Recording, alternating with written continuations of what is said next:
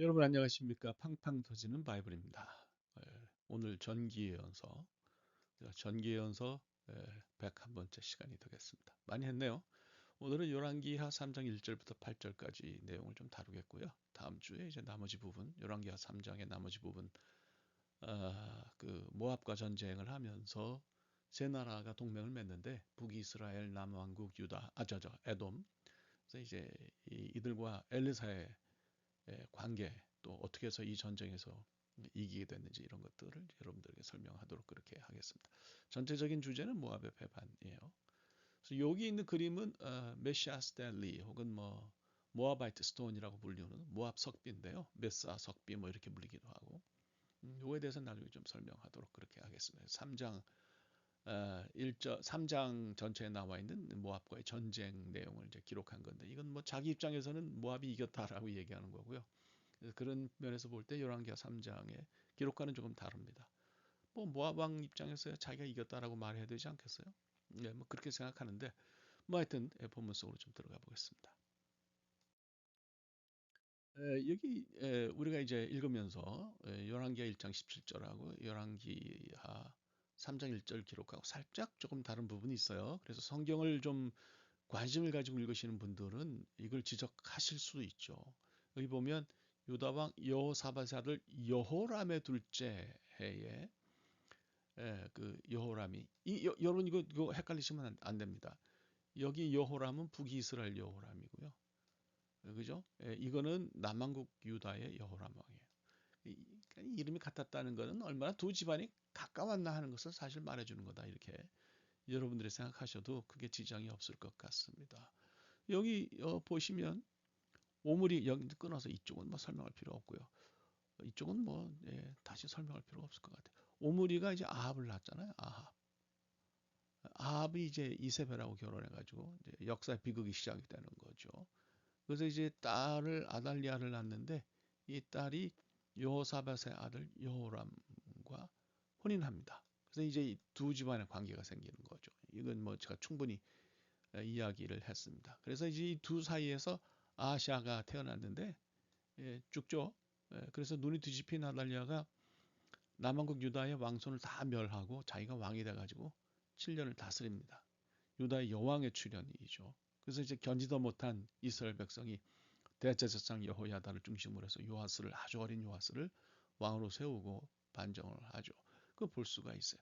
뭐 이 요람 나중에 이제 예후 혁명을 일으킨 예후에 의해서 죽임을 당합니다. 자, 뭐 그런 건 중요한 게 아니에요. 다시 이제 back to the point 본문으로 돌아가서 조금 여러분과 함께 생각을 해보도록 그렇게 하죠. 여기 보면 말씀드린 것처럼 여호람의 둘째 해 여호사밧 그러니까 뭐 교차해서 연대를 설명한다는 말씀 드렸는데 여기는 여호사밧의 왕 18제예요. 그래서 이걸 도대체 이거 어떻게 해야 되느냐? 왜 열왕기하 1장 17절은 여호람의 둘째 해에 북왕국 왕 여호람이 왕이 됐다고 얘기를 하고 그다음에 열왕기하 3장 1절에서는 여호사밧 왕 18째 해에 이렇게 이런 일이 있었다고 얘기하느냐. 이 차이를 어떻게 이해해야 되느냐. 뭐 관심을 가질 수가 있다는 얘기예요. 이거를 이제 설명을 할게요. 제가 생각할 때 섭정이 답이에요. 섭정. 그러니까 우리가 이제 지난번에 아람과 북이스라엘 전투. 그러니까 사실 뭐 북이스라엘 전투라기보다도 남북 왕국 연합군이죠. 여호사밧과 아합이 힘을 합쳐가지고 아람과 전쟁을 했는데 그 전쟁이 이제 그 길랏 라못을 뺏기 위한 전쟁이었어요. 굉장히 중요한 곳이고 그 길로 그 지역으로 큰 길 왕의 대로가 지나가기 때문에 아주 중요한 부분이어서 전투를 했는데 아합은 부상이지만 사실은 죽었죠. 아합이 이 전투에 죽고요. 여호사밧도 부상을 심하게 입었기 때문에 실제로는 왕의 역할을 잘 수행할 수가 없었어요. 그래서 요 여호람은 그 남유다 여호사밧의 아들이에요.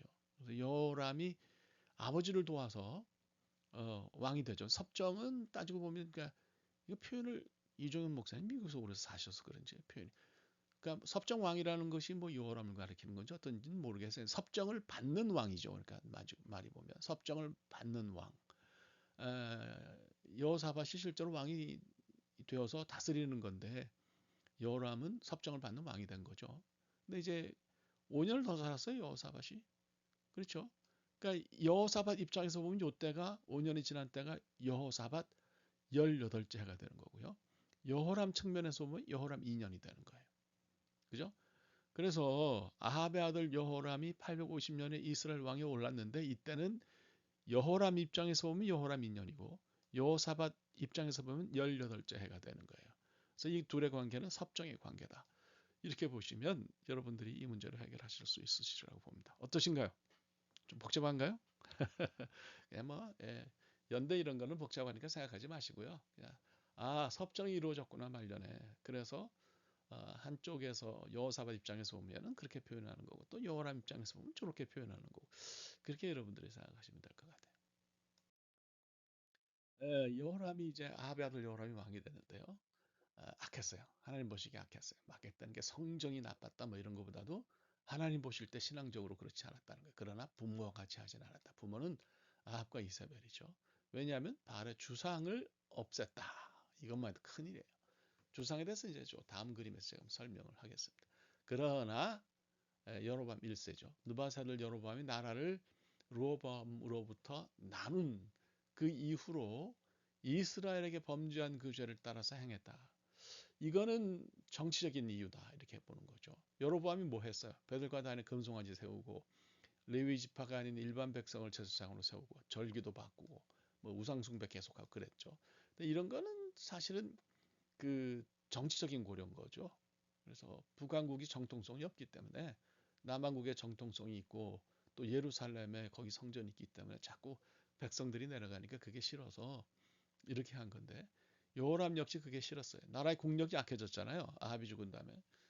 그러니까 좀 안정적인 보다 더 안정적인 남왕국으로 사람들이 자꾸 넘어가니까 그걸 막기 위해서 금송아지 예배에 관심이 많았다. 이렇게 볼 수 있어요. 그러니까 신앙적으로 제대로 살려고 하는 것이 아니라 정치적으로 짱구를 굴렸다. 뭐 이렇게 여러분들이 생각하시면은 쉽게 이해가 되지 않겠나 뭐 생각합니다. 이게 이제 주상인데 주상은 히브리 말로 마세바라 그래요. 제가 쓸게요. 마세바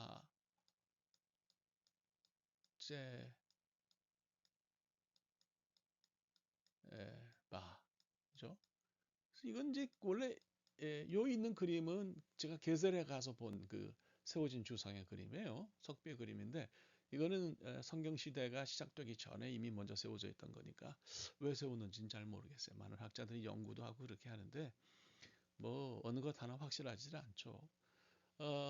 우리가 기억하는 성경 시대에 기념할 만한 주상은 야곱이 베델에 세운 거예요. 밤에 꿈에 하나님을 만나고 아침에 일어나서 돌기둥을 거기 이제 세우고 거기 기름을 부었다 그러잖아요.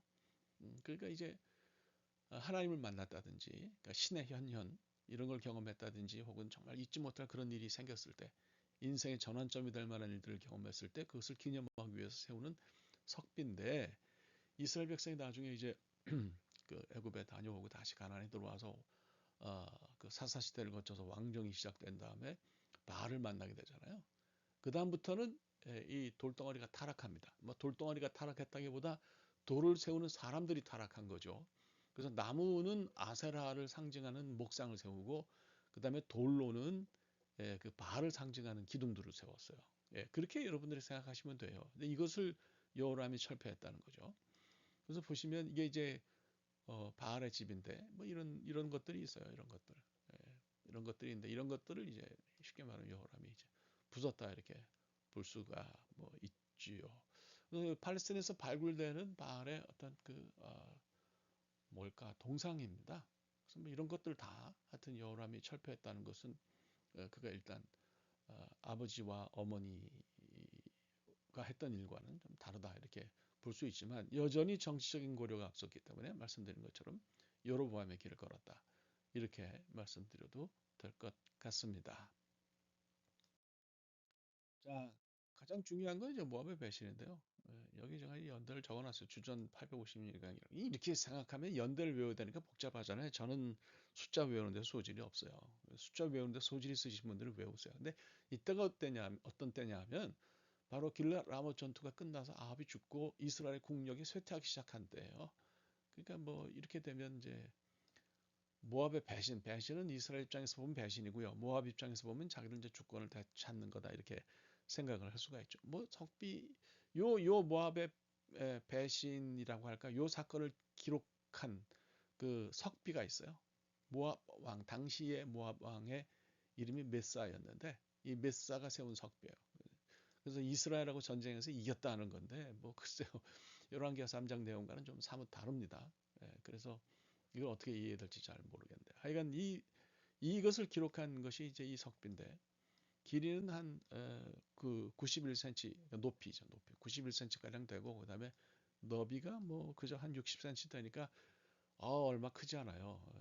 높이가 뭐 1m도 되질 않고 그다음에 61cm니까 뭐 너비도 그렇게 크지 않은 검은 현무암 석상에 기록이 되어 있는데 이것이 이제 그 1868년도에 발견이 됐고 1873년부터 프랑스 루브르 박물관에 전시됐다 그러는데 이해를 할 수 없습니다. 이게 팔레스틴에서 발굴된 거면 팔레스틴에 있어야죠. 뭐 이스라엘 박물관이나 아니면 뭐 요르단에 가 있어야 되지 않나 뭐 이런 생각이 드는데 이게 왜 강대국의 그 박물관에 가 있어요. 이 강대국이 나빠요. 자, 하여튼 뭐 그렇다고 생각하고 여기 이제 중요한 거는 메사 자기가 세웠으니까 왕 이름도 나오고 이스라엘 왕 오므리도 나오고 오므리의 son 이제 아합이죠. 아합도 나오고 뭐 그래요. 그래서 이런 내용들이 쭉 있어요. 그래서 그 당시 열왕기하 1장부터 3장까지의 상황을 또 다른 면에서 볼 수 있는 중요한 그 역사적인 기록이다 이렇게 여러분들이 생각하면 될 것 같습니다. 메사스텔라라고 메사스텔리 스텔라 뭐 그렇게 불리기도 하고 모아바이트 스톤 모압 석비 이렇게 불리기도 하는데 우리는 그냥 메사 석비로 이렇게 읽으면 크게 지장이 없겠다 이렇게 생각합니다. 어쨌든 이 석배에 기록되어 있는 것은 그들이 섬기는 금오스 시인의 은총으로 덕분으로 전쟁이 이겼다는 거예요. 우리 입장에서는 뭐 특별히 저 개인은 이 내용을 그대로 신뢰하기가 좀 어렵고 왕이 자화자찬한 거다 뭐 그저 그런 정도로 저는 읽습니다. 모르겠어요. 이런 것을 굉장히 신뢰하시는 분들은 성경보다 신뢰하시는 분들은 역사 비평학자들은 뭐 다른 생각을 가지고 계시는지 모르겠는데 저는 그렇게 생각합니다. 자, 이제 한번 그 경로를 볼까요? 그 여호람이 그 유다하고 이거는 이제 그 이게 이제 여기까지가 이제 쉽게 말하면 이제 북이스라엘이라고 볼 수 있어요. 여기 이렇게 표현한 거는 이거는 글쎄요. 뭐 아람과의 전투를 통해서 그 뭡니까 트랜스조던 그러니까 요단 동편의 주도권을 사실 뺏겼죠. 뺏겨서 이건 좀 잘 깊이 생각해야 되는 거예요. 그래서 이제 그 에돔 하고 삼국이 원, 투, 쓰리 세 개 나라가 기록해가지고 모압을 쳐들어간 거라고 볼 수가 있어요. 그렇게 이제 여러분들이 생각을 하시면 될 것 같습니다. 근데 이제 가는 길이 두 개죠. 하나는 요 북쪽으로 해서 이렇게 갈 수 있고요. 또 하나는 남쪽으로 해서 이렇게 가는데 유다 왕 여호사밧이 이제 뭐라고 얘기합니까? 아니, 남쪽으로 가자. 그래서 요 길이 그들이 간 루트가 됩니다. 그럼 왜 실제로 이게 더 복잡해요. 이 길이 아주 복잡하고 그런데 왜 여기를 선택했을까? 북쪽으로 갔으면 그냥 갈 수 있는데 아람의 심기를 건드리지 않기 위해서 또 아람과 전쟁이 확전이 될 수 있잖아요. 그러니까 이거는 원래 그들의 목적은 모압이 조공 바치는 걸 안 하니까 이제 모압을 혼내주기 위한 건데 또 아람을 건드리게 되면 아람과 전쟁한 지 얼마 안 되고 또 그들이 졌는데 문제가 될 수 있으니까 밑으로 내려간 거다 이렇게 이것을 생각할 수 있어요. 또 뭐 여러분 생각해 보세요. 북왕국이 어떻게 밑으로 돌아서 이렇게 쳐들어오겠어요. 그러니까 이거는 좀 여기 방비가 허술했다 이렇게 볼 수 있어요. 그러니까 그래서 우리가 생각할 때는 에돔 광야길로 갔다 이렇게 판단하시면 그러면 큰 어려움이 없지 않겠나 뭐 이렇게 생각합니다. 자 오늘의 말씀 하나님만이 정답이에요. 그래서 여호람이 아합의 아들 여호람이 계속해서 인간적인 고려를 앞세우고 나라를 다스렸지만 그건 정답이 아니에요. 그래서 우리가 살아가면서 참 인간적인 고려를 앞세울 때가 많죠. 인간적인 생각이 하나님보다 앞설 때가 있어요, 솔직히. 근데 그럴 때도 역시 하나님만이 정답이다. 이거를 잘 생각하시고 이거 받아들이시기가 어려우신가요? 근데 이걸 받아들이기 어려우시면 참 인생을 뭐 인간적인 고려에서 볼 때 잘 살든 못 살든 아무 의미 없어요. 그래서 그렇습니다. 악한 것은 철저하게 깨어버려야 되는데 그러니까 부분만 여호람은 부분만 깨어버린 것 같아요. 그 바알의 주상만 제거를 했습니다. 마음에서 정치적인 고려를 앞세워서 백성들이 남쪽으로 내려가지 못하도록 황금 송아지를 계속해서 섬기도록 한 것은 모순이죠. 그러니까 이런 고려들이 여호람이 보인 모습들이 신앙적인 고려가 아니었어요. 그래서 우리가 악하다 이렇게 생각하는 거죠. 뭐 역사적인 내용은 여러분들이 성경을 읽어보시면 뭐 쉽게 하실 테니까 그걸 제가 여기서 다시 반복할 필요는 없고요. 모르겠어요. 저는 뭐 재밌게 이렇게 강의할 줄도 모르고 또 뭐 이야기만 이렇게 하면은 뭐 쉬울 수도 있는데 그거는 제가 별로 하고 싶지 않은 일이에요. 그래서 조금 복잡한 얘기를 했습니다. 그래서 여러분들이 이해를 하시고 이런 것들이 여러분들이 성경을 이해하시는 데 도움이 되기를 바랍니다. 오늘 여기까지 하겠습니다. 감사합니다.